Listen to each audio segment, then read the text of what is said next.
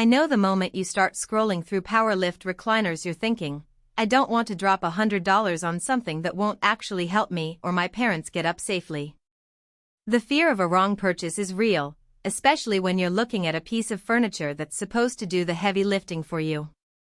Link is in the description if you want to check the product details on Amazon. When I first heard about the HTERWQEA dual motor power lift recliner, the name alone sounded promising. 2 motors, a lift function, heated massage, and a leather finish. That combination is exactly what the market advertises for seniors or anyone who spends a lot of time in a chair and needs a little assistance getting up. The real question is whether those promises translate into day-to-day usefulness or just end up as nice-to-have buzzwords. Let's start with the core need that drives most people to this category. For many older adults, the biggest hurdle is the transition from seated to standing. A single motor can sometimes feel sluggish or get stuck at a certain angle, leaving the user hovering uncomfortably. The dual motor lift system in this HTERWQEA model actually splits the workload. One motor handles the seat tilt while the other raises the footrest. In practice, that means the motion feels smoother and you get a more natural rise, almost like a gentle elevator. I watched a friend with arthritis try the chair, and the lift completed the entire motion in under 10 seconds without any jolting. That kind of reliability can be the difference between feeling confident and feeling trapped. Now, think about the colder months or evenings when you just want to unwind. The built-in heated massage function isn't a gimmick, it's a low-level heat combined with gentle kneading that runs for about 15 minutes per cycle. For someone with circulation issues, that warmth can ease stiffness in the lower back and thighs. I asked a neighbor who lives in a drafty apartment to test it, and after a short session she reported her legs felt noticeably less numb. It's not a deep tissue experience, but the combination of heat and light vibration is enough to make a seated night TV session feel a little more like a spa pause. Infinite positioning is another claim that gets tossed around a lot, but here it really matters. The recline track on this chair lets you stop at any angle between upright and fully flat, rather than snapping to preset positions. That flexibility works well for reading, napping, or even working on a laptop.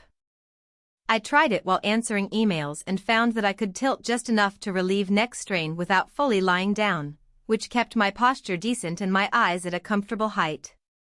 The extended footrest follows the recline, so when you're lying back the footrest stretches out, giving your calves a gentle stretch without you having to adjust anything manually. The genuine leather upholstery is often marketed as a luxury touch, but it also serves a practical purpose. Leather is easier to wipe down than fabric, which is a plus for households with pets or occasional spills. In a real-world test, a small glass of water knocked over during a movie night left only a faint ring that disappeared with a quick cloth swipe.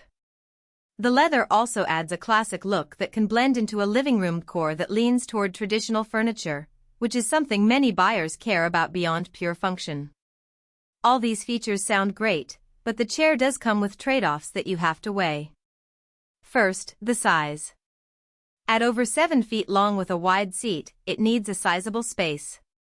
If you're living in a studio or a narrow hallway, you might have to rearrange furniture just to get it through the door. Second, the weight.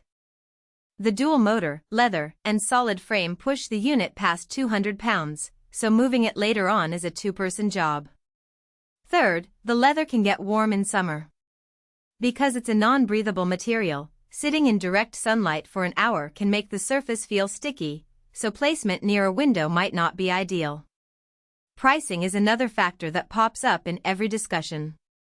This isn't a budget recliner, it sits in the higher-end range for power lift models. The value proposition hinges on how much you'll actually use the lift, heat, and massage.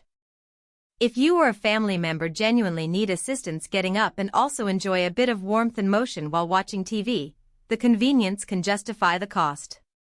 If you're mainly after a comfortable chair for occasional use, a standard recliner with a manual lift might serve you just as well for a fraction of the price. Who should buy it? The sweet spot is anyone who has limited mobility, whether due to age, injury, or chronic conditions, and who spends several hours a day in a chair. It also makes sense for caregivers looking for a reliable, low-maintenance option that reduces the physical strain of helping someone stand. The heated massage is a nice bonus for people with circulation concerns, and the infinite recline benefits anyone who likes to switch between upright and